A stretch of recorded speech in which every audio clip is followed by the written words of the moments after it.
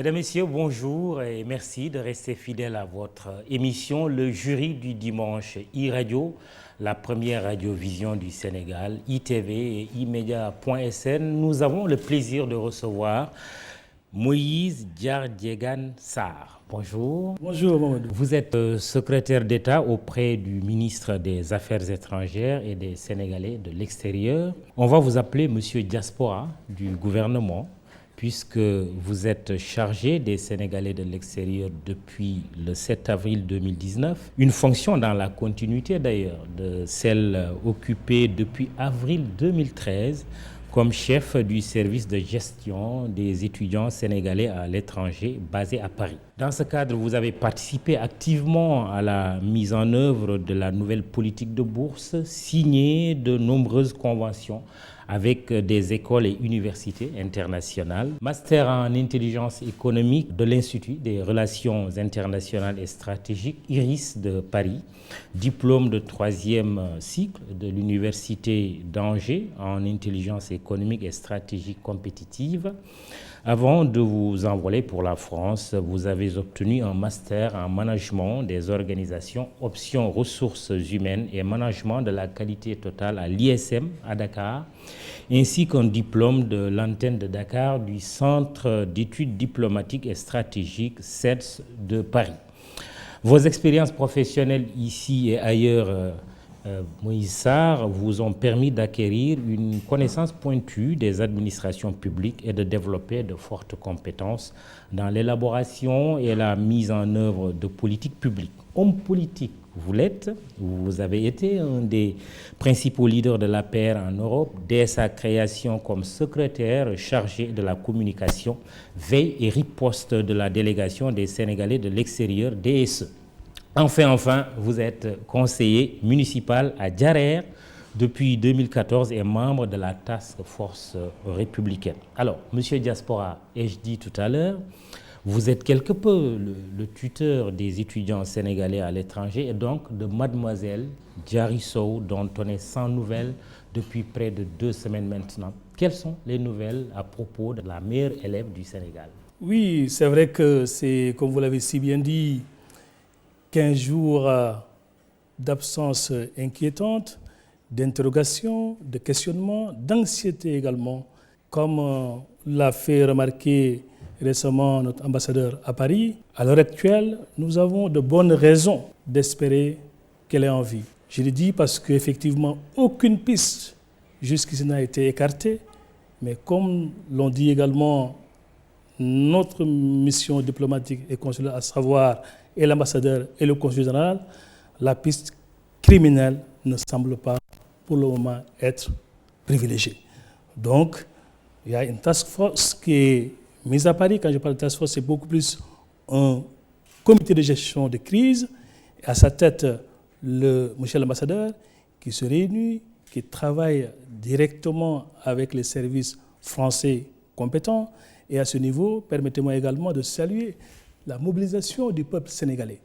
Vraiment, on a noté une mobilisation, une très belle mobilisation, un élan de solidarité exceptionnel, à commencer par le chef de l'État, qui, dès le début, a instruit le ministre des Affaires étrangères et des Sénégalais de l'extérieur, qui a répercuté cette instruction à M. l'ambassadeur. C'est vrai que dans le cas d'espèces, c'est souvent des affaires consulaires, mais pour le cas de Diary Sow, c'est vraiment M. l'ambassadeur qui représente le président de la République en France qui s'est saisi de la question après la déposition qui a été faite le même jour où nos services ont été notifiés cette disparition inquiétante par le consul général.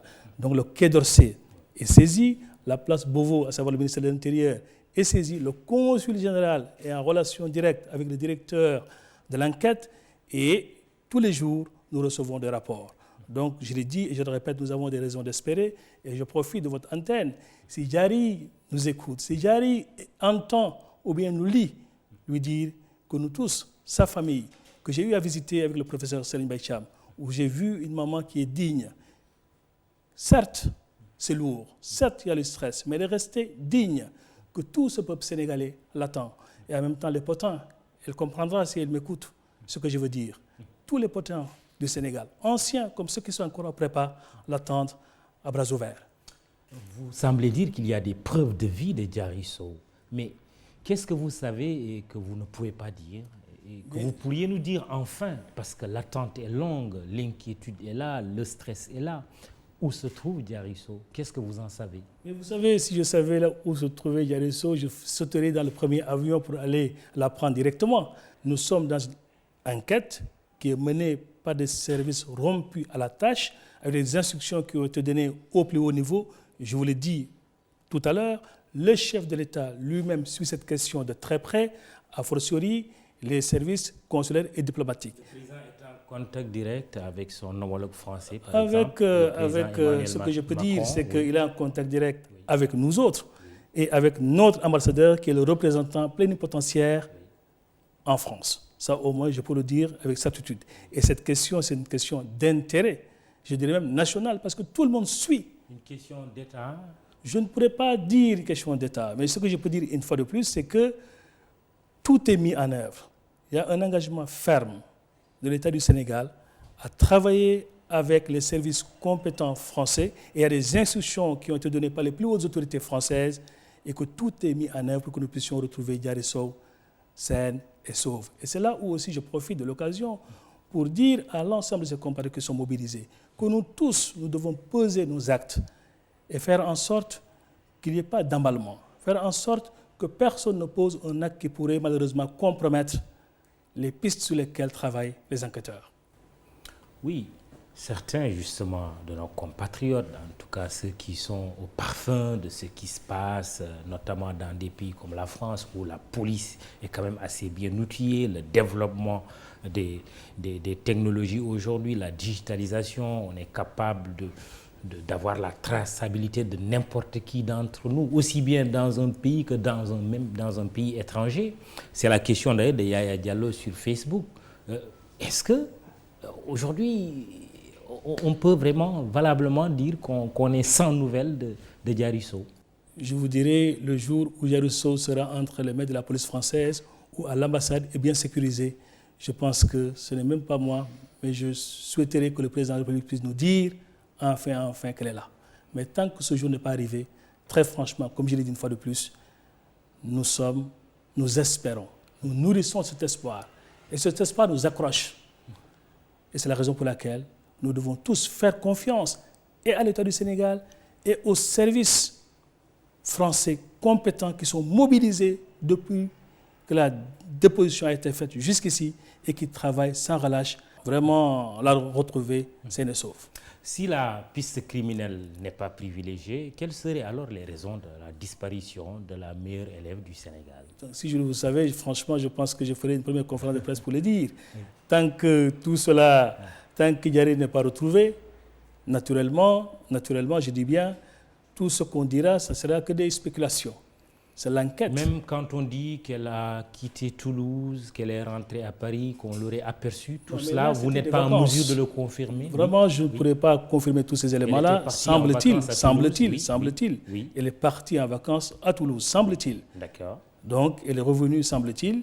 Et effectivement, le dernier badge qui a été fait au niveau de sa chambre remonte le 4 au soir.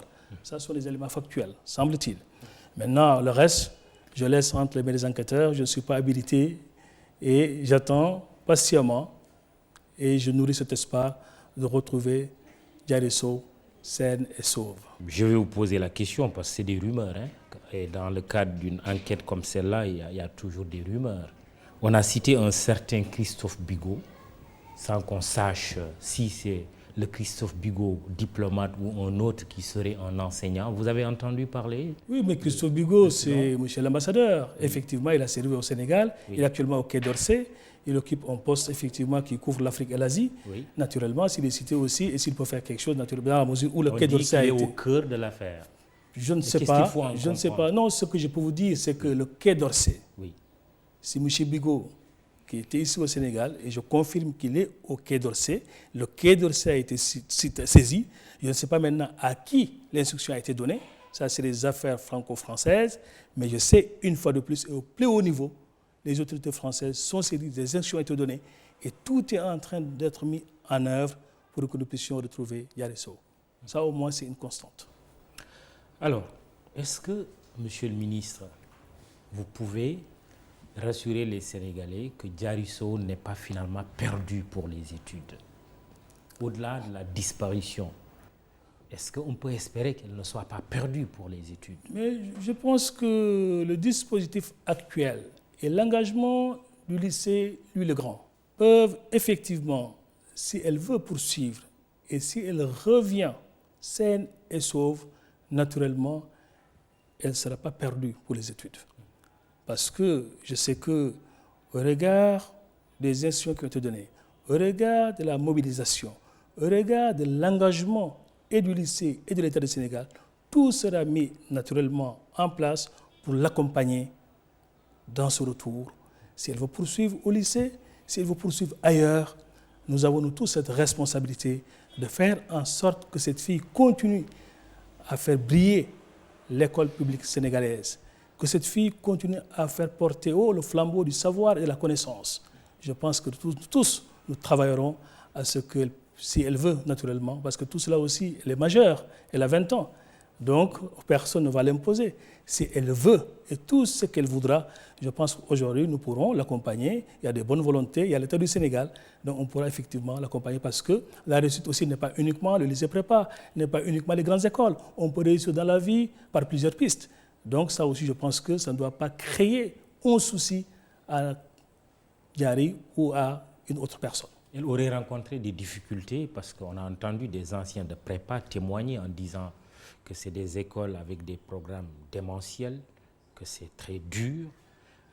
Est-ce qu'elle aurait été confrontée à ce type de difficultés qui l'aurait découragée? On n'a pas eu quand même un retour sur cette question-là. Ce que je peux dire est que le dispositif que nous avons signé et qui a permis à Diarisso, de manière volontaire d'abord, parce qu'il faut déposer, il faut s'engager, rien n'est obligatoire dans ce dispositif. S'il y avait des soucis, je l'ai dit, déjà au niveau du service de gestion des étudiants sénégalais, il y a une personne qui est dédiée à la gestion des boursiers d'excellence. Ils ont même un groupe WhatsApp, tous les boursiers, les anciens boursiers, et j'en passe. Et en même temps, on avait mis à l'époque un système de parrainage, où Yari, pour la petite histoire même, est parrainé par la présidente LLG Sénégal, du lycée Louis-le-Grand.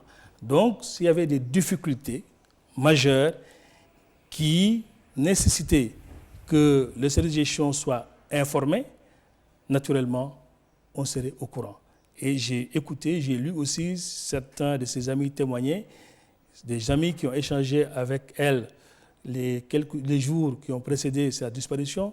Ils disent, ou tous, qu'on n'a rien vu venir.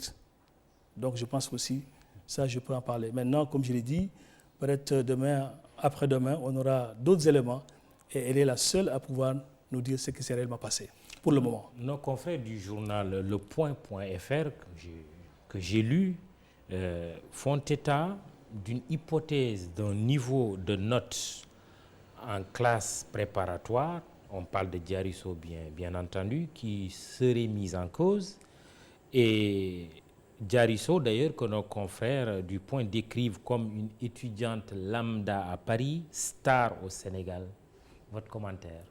Oui, vous savez, star au Sénégal, lambda à Paris, pour moi, c'est pas grave. Quand on regarde ce qui se passe dans ces lycées prépa, j'avoue, quand on parle de Louis-le-Grand, Henri IV, le Parc, c'est le lycée français de première ligne. Pour y entrer, il faut faire beaucoup d'efforts.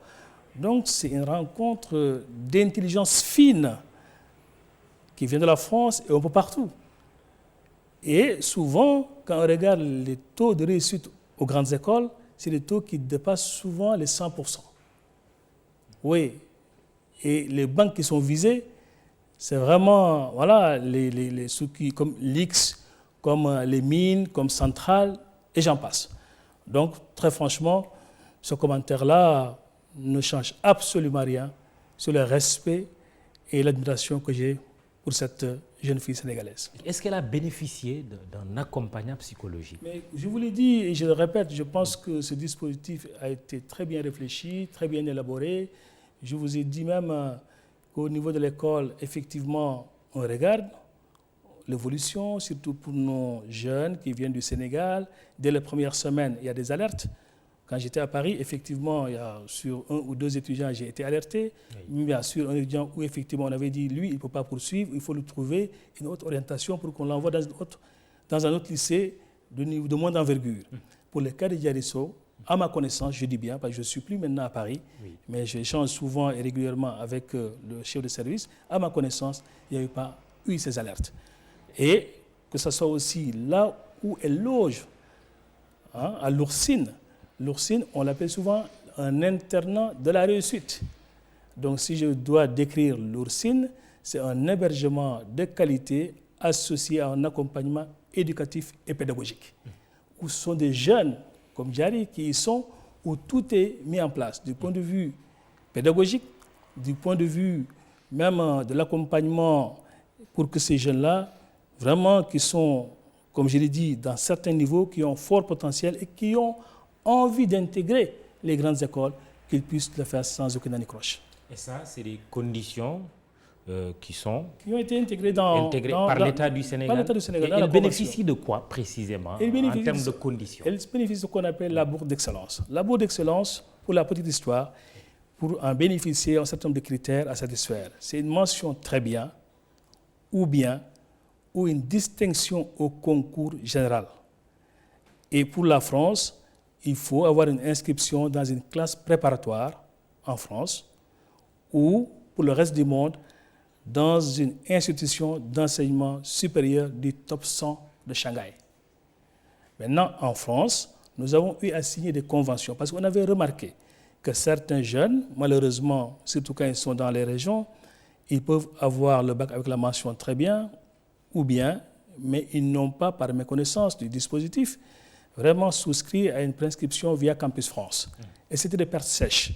Et donc, on a eu à négocier et à obtenir cette convention avec 3 grands lycées français sous la supervision de l'école polytechnique, la prestigieuse école polytechnique de Paris, pour que ces jeunes-là, même s'ils ne passent pas par Campus France, une fois les résultats du bac proclamés, les meilleurs, comme je l'ai dit, on fait un classement objectif, c'est le mérite, c'est un classement très rigoureux, très sélectif. Ils passent aucun test, aucun concours, ils intègrent directement ces écoles. Et tout est fait pour faciliter leur poursuite d'études en France. D'abord, au niveau de l'ambassade de France au Sénégal. Et ils bénéficient d'une bourse mensuelle de 430 000 francs CFA, plus un billet d'avion aller et retour, et en deuxième année de classe préparatoire, parce qu'ils sont appelés à passer ce qu'on appelle les concours d'entrée dans les grandes écoles, on donne 500 000 francs CFA pour les frais de concours. En un mot, et si je résume, ce n'est pas moins de 27 millions qui sont investis pour ces jeunes, compte tenu des billets d'avion aller et retour entre la première année et la 5e année. Diarisso a-t-elle déposé son sujet pour ce concours-là? Non, Diarisso, il n'y avait pas de concours, comme je l'ai dit. Oui. C'est-à-dire qu'une fois... Non, je parle parce qu'elle est en deuxième année de prépa, elle est appelée à faire un concours. Elle devait déposer. Oui. On m'a dit qu'elle avait engagé vraiment la procédure de dépôt. Elle n'a pas terminé, parce que les dépôts cette année, c'était entre le 4 et le 12. Et elle est partie le 4. Elle pourrait être foreclose? Oui, naturellement. Naturellement, si elle n'a pas déposé, ça c'est sûr. Ça, même avec des circonstances comme ça, il n'y a pas de circonstances atténuantes? Je ne suis pas sûr, parce que aussi, ce n'est pas uniquement pour le lycée. D'accord. C'est toute la France. Très bien. C'est toute la France. Donc, maintenant, ce que je peux dire, oui, c'est qu'en deuxième année, oui, pour des élèves de cette nature, si le lycée décide de les retenir, il y a ce qu'on appelle les 5 demi. Et ça aussi, c'est prévu par le texte, c'est prévu par la convention. Donc, on peut autoriser un étudiant qui, malheureusement, même arrive à réussir à une école, mais se dit, oui, j'ai un potentiel, et que le conseil pédagogique puisse dire, oui, Mamadou, effectivement, il peut intégrer l'X ou centrale, et aujourd'hui, il a une grande école de bonne envergure, on peut l'autoriser à cuber, c'est-à-dire à faire les 5 demi. Ouais. Et là également, la bourse est maintenue, et les frais de concours également seront maintenus à la deuxième année. Pour Polytechnique, il faudra mettre une croix pour Diarisso. Pour cette année. Pour cette année. Pour cette année. Pour cette année. Alors, je rappelle que vous suivez l'émission Le Jury du dimanche, e-radio, ITV, qui reçoit Moïse Sarr, secrétaire d'État auprès du ministre des Affaires étrangères et des Sénégalais de l'extérieur, chargé justement des Sénégalais de l'extérieur. Parlons de manière globale de la problématique des études à l'étranger. Faut-il continuer à envoyer quand même nos génies à l'étranger? Moi, c'est une conviction chez moi. Et je le dis parce que c'est documenté, je le dis aussi parce que quand on engageait la réforme de l'enseignement supérieur sur instruction du chef de l'État par le professeur Mary Teuw Niane, je pense qu'il y a une grande commission qui a été mise en place et qui est dirigée par des sommités, des intellectuels sénégalais, qui a réfléchi, qui a fait des recommandations. À l'issue des recommandations, il y a un conseil présidentiel qui a été tenu. 11 décisions ont été prises. Et la 6e décision, c'était de faire de l'étudiant un acteur de sa formation en améliorant ses conditions de vie et en favorisant sa réussite. Et à l'issue quand ces 11 décisions ont été prises, naturellement, il fallait engager ce qu'on appelle la réforme des bourses, la nouvelle politique nationale des bourses. Parce qu'il y avait beaucoup de textes. Il fallait maintenant donner plus de visibilité, plus de lisibilité. Et le président de la République avait pris un décret. Des arrêtés ont été pris, un arrêté sur les bourses étrangères, un arrêté sur les bourses nationales, des arrêtés interministériels. Et l'objectif, c'était vraiment que nous puissions travailler sur 2 niveaux. Le premier niveau, c'est améliorer la qualité de l'enseignement déjà au niveau du Sénégal. Et en même temps, pour l'étranger, trouver des jeunes qui ont un fort potentiel, mais regardez là où on les envoie. Il ne s'agit plus maintenant de les envoyer n'importe où.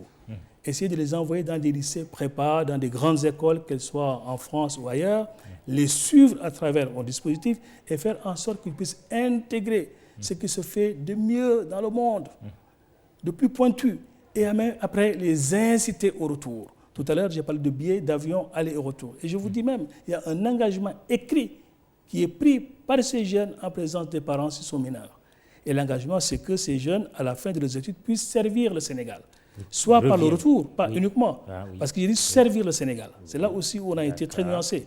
On peut servir en étant de l'autre côté, comme également on peut servir en revenant. Mais quand le Sénégal aura besoin d'eux, naturellement, ces jeunes doivent pouvoir revenir. Je le dis parce que quand on fait des études spatiales, par exemple, on termine et on vous dit de revenir, alors que le Sénégal n'est pas encore prêt, qu'est-ce qu'on va devenir?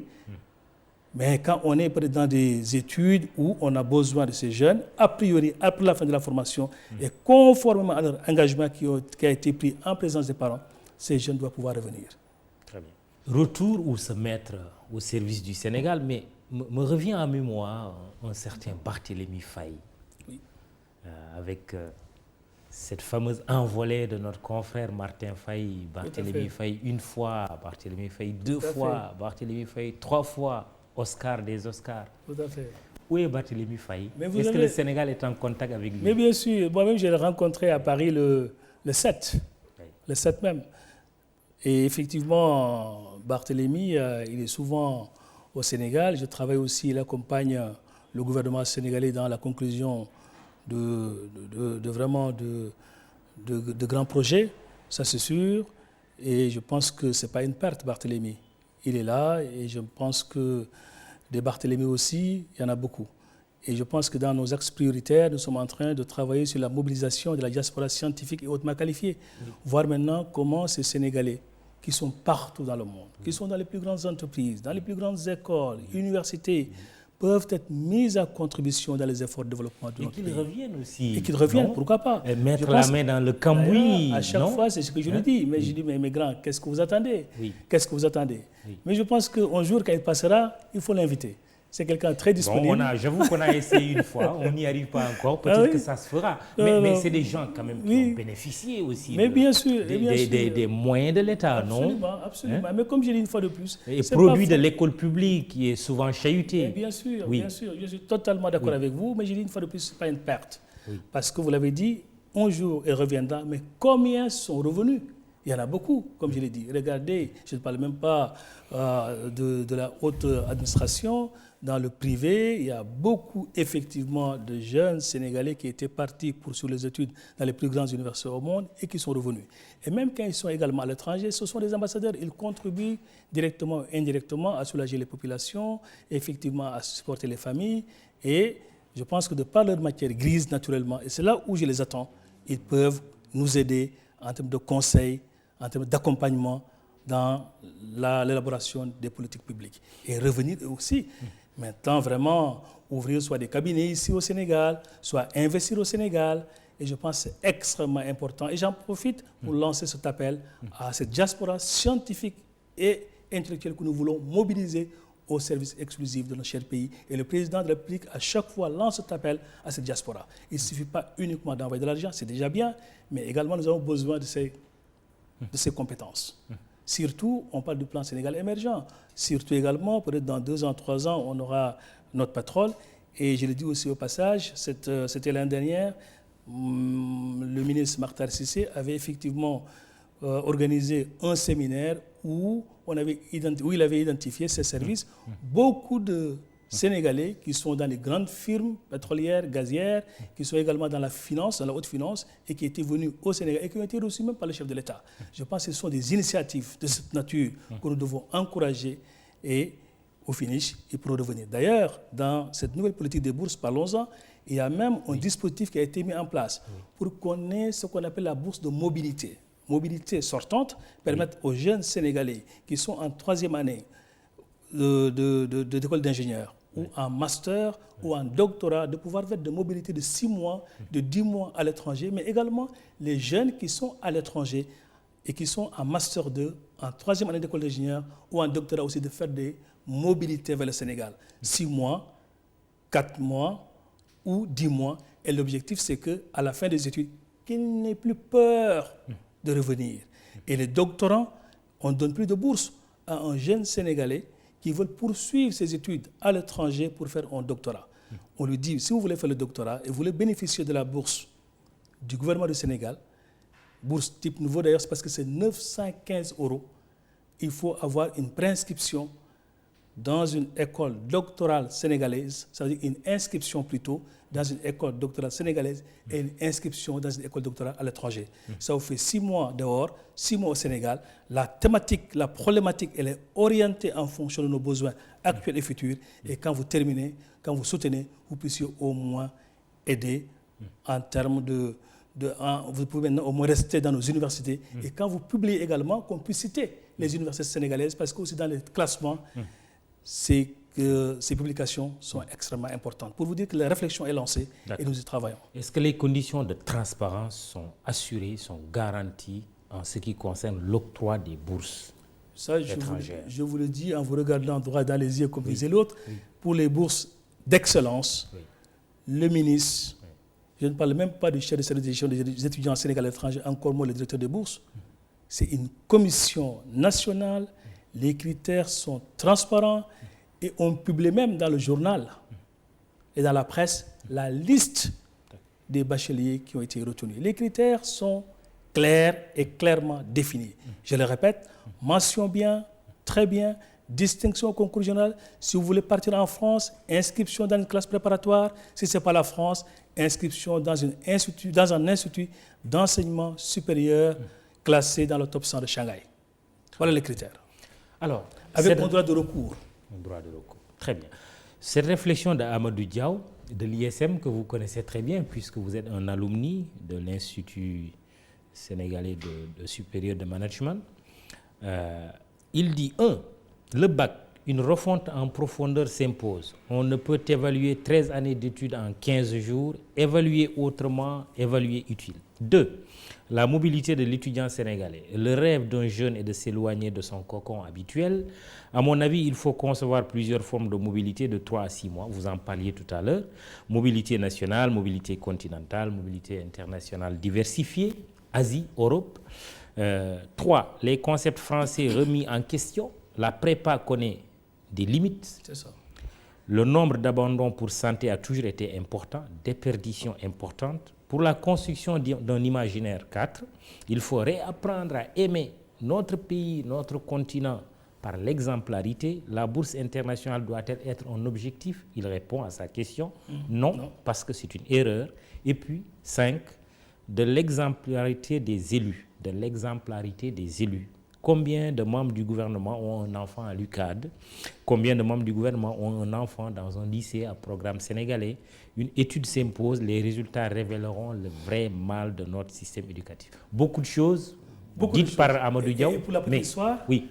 M. Diaw, que je connais très bien et que je salue au passage, était membre, je pense même, si mes souvenirs sont bons, vice-président de la Commission nationale sur l'avenir de l'enseignement supérieur qui a été dirigée par le professeur, comment il s'appelle encore, qui est aux États-Unis, ça va venir. Donc, beaucoup de sommités. Souleymane Bachir Diagne. Donc, cette commission est dirigée par Souleymane Bachir Diagne. Pour vous dire que toutes ces réflexions, cette commission a fait un travail extraordinaire. Donc, je pense que c'est 71 ou 73 recommandations qui ont été formulées. Et c'est sur la base de ces recommandations qu'un conseil présidentiel a été tenu. C'était le premier conseil présidentiel consacré exclusivement à l'enseignement supérieur depuis que nous sommes indépendants. Et c'était vraiment une démarche inclusive. Les parents, les universitaires, comme je l'ai dit, la société civile même, les étudiants, tout le monde. Donc, je suis convaincu, il y a pas mal de sujets qui ont été débattus. Je suis également convaincu, et comme je l'ai dit tout à l'heure, les gens travaillaient sur deux mamelles, si je peux m'exprimer ainsi, c'est améliorer déjà la qualité de notre système éducatif au Sénégal. Donner même des bourses d'excellence au Sénégal pour des questions d'équité et de justice. Le jeune qui ne veut pas partir, qui a la mention très bien ou bien et qui décide volontairement de rester au Sénégal, il dispose aujourd'hui et depuis 2014 d'une bourse d'excellence nationale. Ça, c'est à encourager. Mais ça existe. Pour que les gens restent. Ça existe. Je l'ai dit. C'est l'exemplarité dont il parle. L'autre aspect, et dans le cas de la convention même, il était dit, et nous travaillions à l'époque avec le ministre Mary Teuw Niane et le ministre Mbaye Thiam pour l'ouverture des classes préparatoires au Sénégal, avec l'accompagnement plus particulièrement du lycée Louis-le-Grand, soit à Diourbel, soit ailleurs, à l'horizon 2021-2022. Parce que je suis d'accord que la prépa, c'est difficile. La prépa n'est pas du tout repos. Et je suis également d'accord que les jeunes qui sont élevés dans un environnement différent de ce que nous voyons dans les pays développés, ici c'est le concon familial, l'enfant, c'est les parents souvent qui font tout. Donc s'il part, quelles que soient effectivement les conditions d'accompagnement et d'encadrement, naturellement peut-être il peut, s'il n'est pas fort mentalement, et c'est très très très fréquent, vraiment ils subissent une certaine pression.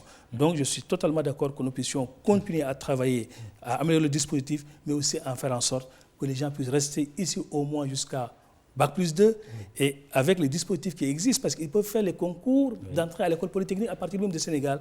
Et en même temps, on peut aussi attirer beaucoup de jeunes qui ont fort potentiel de la sous-région, en Afrique, venir aussi faire leurs études au Sénégal, dans la mesure où la qualité du système éducatif sénégalais n'est plus à démontrer. La pédagogie par l'exemple. C'est extrêmement. Un ministre qui a son fils dans un lycée public, à l'UCAD, ceux qui ont vécu l'époque senghorienne, vous voyez un Philippe Senghor emprunter les allées de l'université de Dakar. Je ne serai pas un démagogue, c'est une responsabilité individuelle.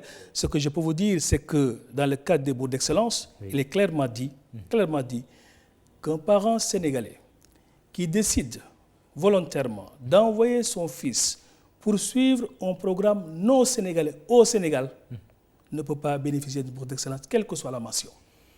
Ça, au moins, on l'avait mis en place. C'est vrai, beaucoup ont attaqué, c'est vrai, il y a eu des remous, mais c'est maintenu jusqu'à présent. L'exemplarité, comme je l'ai dit, c'est une question individuelle. Mais naturellement, en tout cas, nous, jeunes générations, doit toujours y travailler et donner le bon exemple. Mais non, parce que, comme je l'ai dit, nous sommes dans un pays démocratique. Hein, mon fils, ma fille, si j'ai les moyens, je peux l'envoyer là où je veux. Ça aussi, je pense qu'on ne doit pas vraiment faire de la démagogie. Je pense qu'effectivement, on peut sensibiliser. Si l'école publique est restée ce qu'elle était, moins de grèves, plus de résultats, peut-être beaucoup de parents n'allez pas envoyer les enfants dans les écoles privées, encore moins les envoyer à l'étranger. D'autant plus que tout le monde sait que le Sénégal est indépendant, et le Sénégal même avant l'indépendance, l'université de Dakar était considérée comme la 18e ou 19e université française en 57-58. Donc nous avons un système qui est reconnu. Et d'ailleurs, si la France accepte, ces lycées prépa acceptent de prendre des jeunes Sénégalais, parce qu'ils le disent, ils disent que notre bac, c'est le bac français des années 70. Et moi, je le dis en taquinant qu'ils ont un bac aujourd'hui qui est très, très, très light. Donc, les compétences sont là. Maintenant, ça interpelle tout le monde. Tout le monde, c'est une réflexion qui interpelle tout le monde. Pas uniquement ceux qui sont dans le gouvernement, pas uniquement les députés, mais les chefs d'entreprise, la société dans son ensemble, cette moyenne classe, travaillons à faire en sorte de l'école publique sénégalaise, ce qu'a été hier et avant-hier. Le jury du dimanche iRadio ITV, Moïse Sarr, secrétaire d'État aux Sénégalais de l'extérieur, en est l'invité. La diaspora sénégalaise de manière générale, mais d'abord, il y en a un qui la symbolise par ses prises de position, c'est le président de Horizon Sans Frontières, Boubacar Seye, qui a été interpellé à l'aéroport international Blaise Diagne de Diass et qui sera présenté au procureur lundi pour ses prises de position contre la gestion du gouvernement de l'immigration irrégulière. Qu'est-ce qui justifie, mais vraiment, cette arrestation? C'est vrai que je ne connais pas tout le dossier à l'état actuel, mais ce que je peux dire, une fois de plus, on ne peut pas parler de prise de position. Je connais très bien le doyen et à plusieurs reprises, il a des positions qui sont, voilà, ce qu'elles sont. Mais nous sommes tous d'accord qu'on garantit dans ce pays la liberté d'expression. Maintenant, et ça, je pense que c'est extrêmement important, on ne peut pas, parce qu'on est président d'une ONG, proférer des accusations gratuites à un gouvernement responsable comme celui du Sénégal. J'ai vu et j'ai lu dans la presse qu'il a accusé le gouvernement du Sénégal d'avoir détourné des milliards qui ont été financés par l'Union européenne pour lutter contre la migration irrégulière. Et il a même dit qu'il détient les preuves. Oui. Donc je pense aujourd'hui, on lui offre une belle opportunité de pouvoir sortir toutes ces preuves devant la justice et devant le peuple sénégalais. Je pense que, Mamadou, si aujourd'hui quelqu'un vous diffame, automatiquement vous allez réagir. Vous allez au moins lui servir soit une interpellation, soit une sommation plutôt interpellative. Voilà. Donc c'est une plainte du gouvernement sénégalais. Ce que j'en sais pour le moment, je sais qu'il a eu à le dire. Et il a dit qu'il détient les preuves. Donc s'il est arrêté, je pense que c'est une belle opportunité qu'on lui offre aujourd'hui pour sortir ses preuves. C'est ça aussi la liberté. La liberté d'expression, oui, mais la liberté va de pair avec la responsabilité. Comment se porte la diaspora sénégalaise? Mais vous savez, c'est une très bonne question. La diaspora sénégalaise, elle a été rudement éprouvée, il faut le dire. C'est vrai, avec la pandémie, ça a été très difficile, surtout pour nos compatriotes qui vivent dans les pays du Nord. Déjà, avec la première vague, aujourd'hui, c'est la deuxième vague. Et ce qui avait justifié effectivement cette décision du chef de l'État d'accorder 12 milliards 500 millions à sa voyante diaspora, aide aussi que nous avons eu à gérer. Et à l'heure du bilan, on a remarqué qu'environ 127 000 compatriotes résidant dans 140 pays, 142, ont été accompagnés. Rien qu'en Afrique, c'est 99 000 compatriotes qui ont été aidés. Alors que c'est cette diaspora qui accompagnait plutôt les gens qui sont restés au pays avec les envois d'argent. Tout à fait. Oui. Et on voit que ce n'est pas encore fini. Oui. Naturellement, même les dernières estimations de la Banque mondiale font état d'une diminution de 20% des transferts des migrants à l'échelle mondiale. 20%. C'est extrêmement important. Et on a vu aussi qu'il y aura forcément des licenciements, des pertes d'emploi, donc des reconversions. Donc, très franchement, c'est très, très, très difficile. Mais nous avons également une diaspora qui est résiliente. Et je profite aussi de votre antenne pour vraiment remercier et féliciter tous ces Sénégalais extérieurs, les associations, les daïras qui ont abattu un travail extraordinaire. On a senti une chaîne de solidarité agissante. C'est difficile, mais à coup sûr, elle résistera. Et nous travaillons également à accompagner cette diaspora dans le cadre effectivement du PAP 2A pour que ceux qui veulent revenir par la création d'entreprises, ceux qui veulent revenir par l'emploi puissent le faire et puissent être accompagnés dans le cadre des dispositifs que le chef de l'État a bien voulu mettre en place. Oui, mais c'est... Tout à l'heure, vous disiez que c'est entre 1200 et 1300 milliards par an. Tout à fait. C'est quand même une manne financière. Qu'est-ce qui est fait de cet argent? Oui, je sais que ce qui est fait de cet argent, c'est une bonne question, mais je sais que cet argent aussi participe vraiment à réduire la pauvreté et à stabiliser beaucoup de foyers au Sénégal. Ça, au moins, je vous le dis. Dans certaines villes ou territoires même d'origine, surtout avant l'arrivée du président Macky Sall, cette diaspora même suppléait l'État. parce que beaucoup d'écoles, beaucoup de cas de santé, de dispensaires, de forages ont été construits par cette diaspora. Heureusement qu'avec le président Macky Sall et avec le PUDC, au moins cet argent sert aujourd'hui à autre chose. Et c'est là où également nous sommes en train de travailler pour voir comment on peut réorienter ces flux financiers qui sont extrêmement importants. C'est 12 à 13% de notre PIB. Oui. C'est le double de l'aide publique au développement. Oui. Et c'est plus stable même que l'aide publique au développement dans la mesure où il n'y a aucune conditionnalité en retour. Est-ce que vous en faites un levier de financement justement? Absolument, c'est là où je voulais en venir. Oui. Je sais que nous travaillons à réorienter cela. Et la dernière discussion que j'ai eue avec le ministre Amadou Hott, et je sais que ces services sont en train de travailler là-dessus, c'est au moins d'aller soit vers une banque de la diaspora ou tout au moins à un fonds d'investissement dédié à la diaspora. Je suis convaincu que ces services sont en train de travailler parce que aussi c'est une instruction présidentielle et nous pouvons réorienter ce flux massif vers un investissement productif, créateur de richesses, créateur de valeur et créateur d'emplois. L'argent qui est envoyé, c'est souvent pour la consommation. Sinon, c'est pour construire, acheter des terrains. Et on voit beaucoup de difficultés également pour l'accès même au foncier. Maintenant, si une partie sert au capital, s'il y a une banque où des gens, même s'ils peuvent envoyer pour les familles également, qu'ils puissent au moins soit acheter des actions ou au moins vraiment entrer dans le capital de cette banque, naturellement, l'argent sera sécurisé et c'est extrêmement important.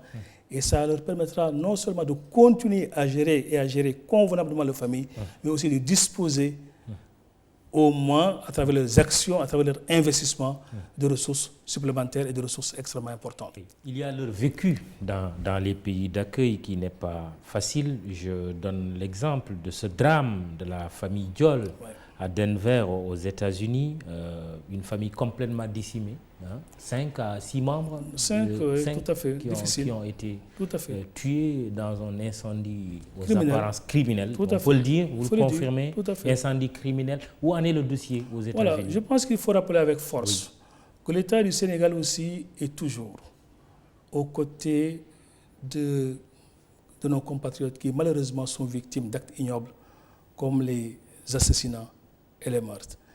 Je pense que vous tous, vous avez suivi. Quand cet incendie criminel qui a coûté la vie à nos 5 compatriotes, nous nous sommes mobilisés. Déjà pour leur porter secours, quand je dis mobilisés pour leur porter secours, c'est pour la famille. Ce n'était pas évident. Nous sommes battus sur instruction du chef de l'État pour que les dépouilles puissent être transférées au Sénégal. La famille a été assistée. Notre consul général à New York a fait le déplacement et il est encore en contact régulier avec la police qui s'est déplacée même jusqu'au domicile des parents des victimes. En même temps aussi, l'enquête se poursuit. Nous recevons régulièrement des comptes rendus venant des États-Unis.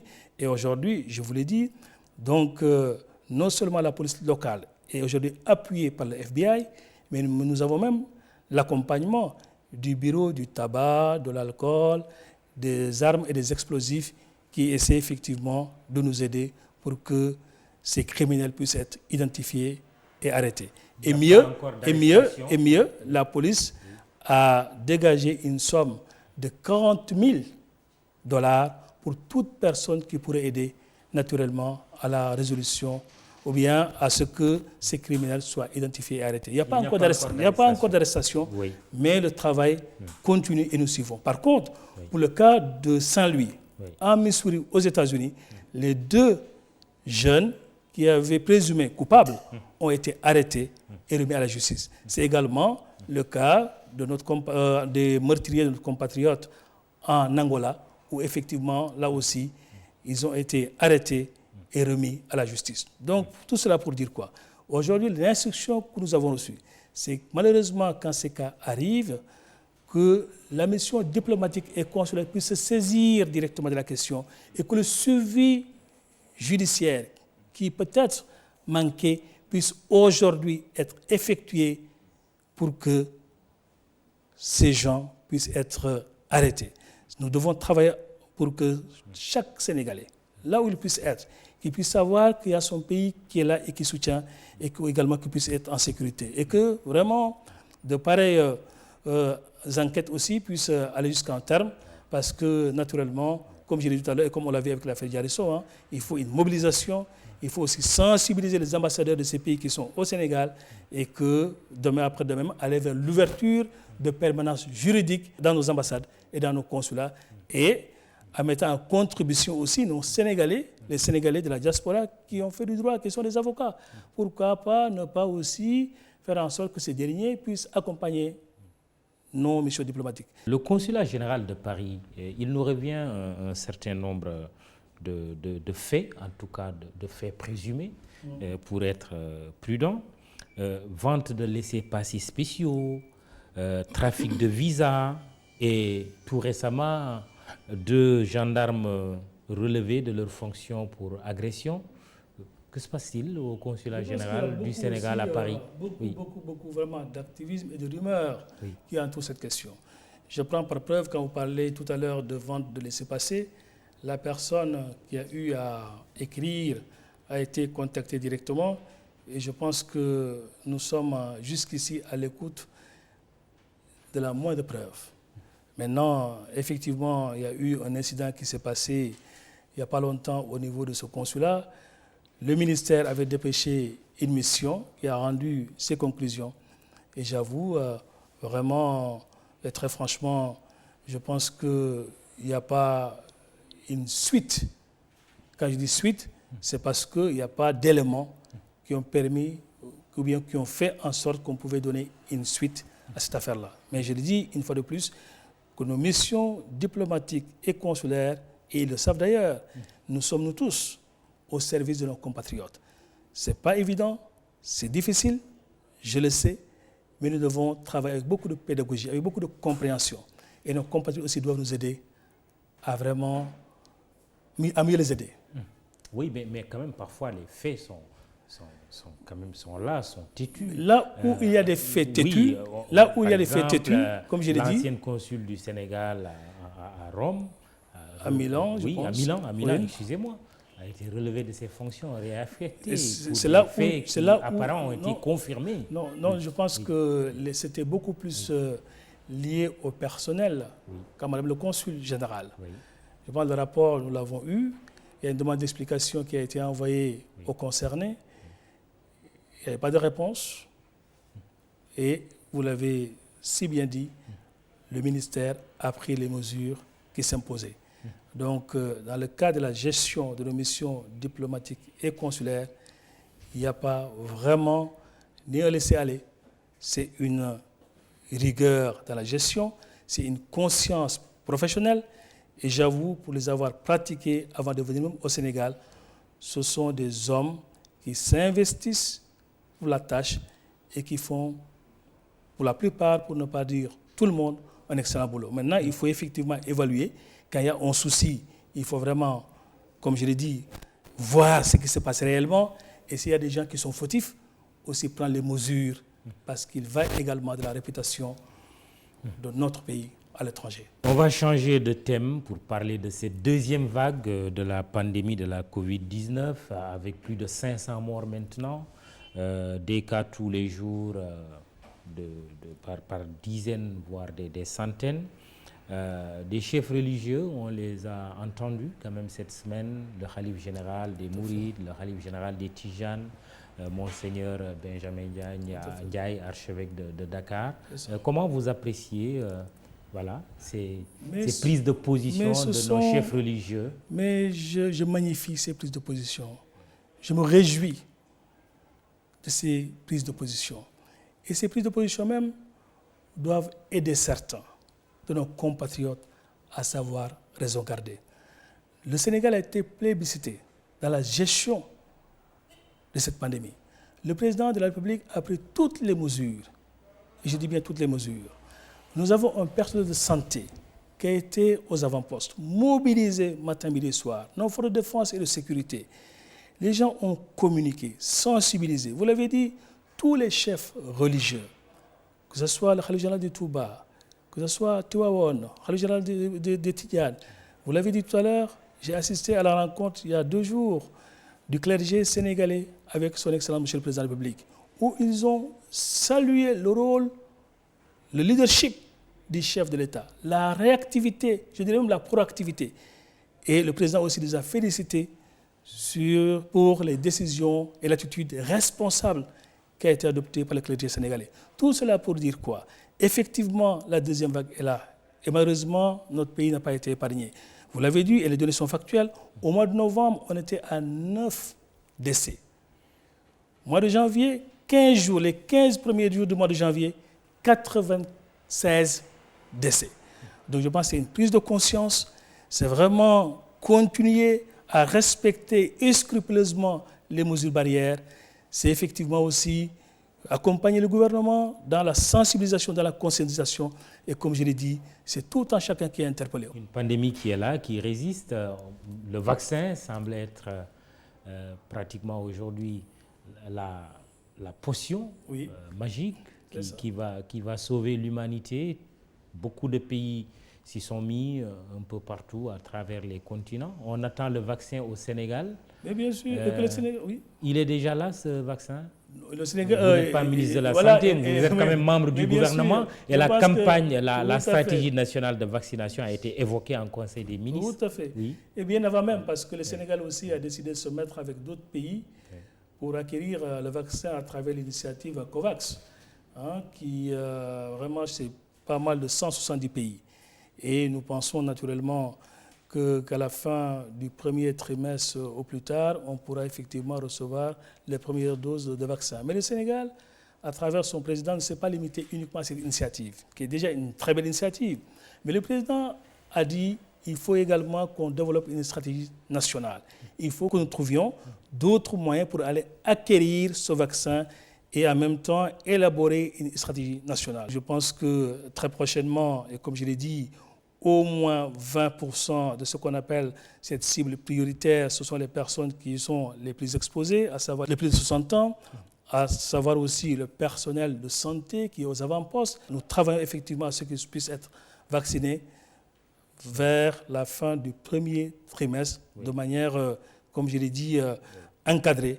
Et les autres, le président l'a dit, il l'a répété, il fera tout pour que le Sénégal puisse disposer de vaccins, mais aussi, et c'est important de le dire, de vaccins homologués. Mais aussi exemplarité, on en parlait tout à l'heure dans le domaine de l'éducation. On peut s'attendre à ce que le président soit le premier à se prêter au vaccin. Mais vous savez, le président Macky Sall, je pense, prêche par l'exemple. Ça, on le dit, on le sait.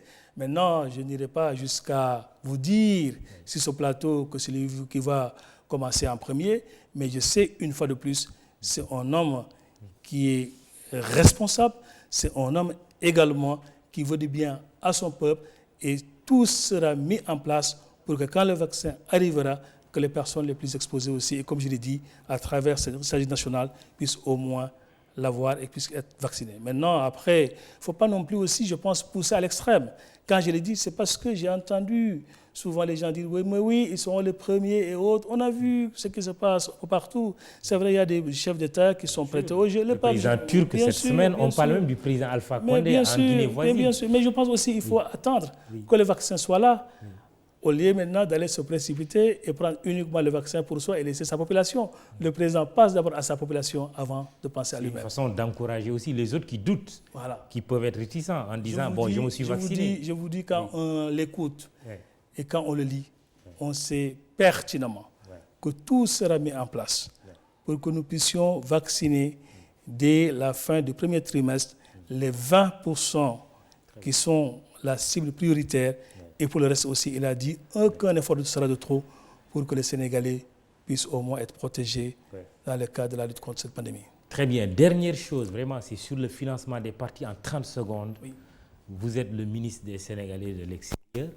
Est-ce que l'argent de la diaspora peut financer un parti politique sénégalais comme on en a parlé tout récemment avec PASTEF d'Ousmane Sonko? Ce que je peux vous dire à ce niveau-là, je pense que le ministre de l'Intérieur est dans son bon droit et il a bien fait d'ailleurs de rappeler la loi. Vous connaissez bien la diaspora c'est extrêmement important. Qui a eu à financer aussi la paire, non? Les activités de votre parti. Je pense qu'il faut voir où se situe le problème? C'est là où je veux en venir. Oui. Parce qu'aujourd'hui, oui. je pense même, très franchement, qu'on ne devait même pas aller chercher de l'argent dans le contexte actuel, faire saigner cette diaspora qui, on l'a dit tout à l'heure, a beaucoup souffert dans le cadre de cette pandémie. Et je l'ai dit, je pense aujourd'hui, la loi, nous tous les démocrates, on ne doit pas avoir cet esprit partisan parce que c'est tel ou tel parti. Il faut voir l'esprit de cette loi. C'est pour protéger notre République. C'est pour faire en sorte qu'il n'y ait pas de flux financiers illicites ou autres financements occultes. Qu'est-ce qui a changé entre hier et aujourd'hui? Si la diaspora se manifeste spontanément pour financer un parti. C'est là où je voulais en venir. Oui. Je pense que, et terminer très rapidement. Voilà, je pense que ce n'est pas exclusivement contre la diaspora. Ce n'est pas le cas. Ce n'est pas cela. Ça va au-delà. Vous pensez que PASTEF cible des gens qui n'ont rien à voir avec la diaspora sénégalaise? Ce que j'ai dit une fois de plus, c'est que nous tous, quelles que soient nos ambitions, quelle que soit notre innovation, nous devons faire en sorte que tout ce que nous entreprenons puisse respecter scrupuleusement les règlements, les lois et règlements. Je vous dis une fois de plus que j'étais dans la diaspora.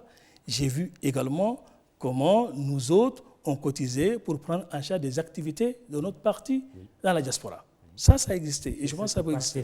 Ce n'est pas le cas. C'est pas le cas. Ce que nous vivons aujourd'hui, et j'ai de doutes, et vraiment, je l'ai dit une fois de plus, et je pense qu'on n'aura pas après-demain des audits où on fourre tout en disant, écoutez, telle section a donné ceci et cela. Je pense que cette opération, elle est ténébreuse, elle est douteuse. Ça, c'est ma conviction sur la question. Il faut des preuves. C'est là où je dis. C'est là où je dis, c'est naturellement comment on veut la monter. Parce qu'une chose, quand c'est interdit par la loi, posons le débat. Aujourd'hui, je pense que nous tous, sans passion aucune, sans esprit partisan, nous devons poser le débat sur le financement des partis. Si on doit faire évoluer la législation, je suis pour. Par contre, en attendant, respectons scrupuleusement ce qui est dans nos textes, dans nos lois et dans nos règlements. C'est ça ma conviction. Oui. Merci Moïse Sarr. Je rappelle que vous êtes le secrétaire d'État aux Sénégalais de l'extérieur auprès du ministre des Affaires étrangères et des Sénégalais de l'extérieur. Vous étiez l'invité de ce jury du dimanche iRadio ITV, Mamour Ibra Kane, à la technique Abdoulaye Ndiaye Iba Marsen, Imedia SN Djeba, Abdoulaye Silla pour la photo, réseaux sociaux Biram Pouy Mamadou Diagne. Bon dimanche, rendez-vous dimanche prochain.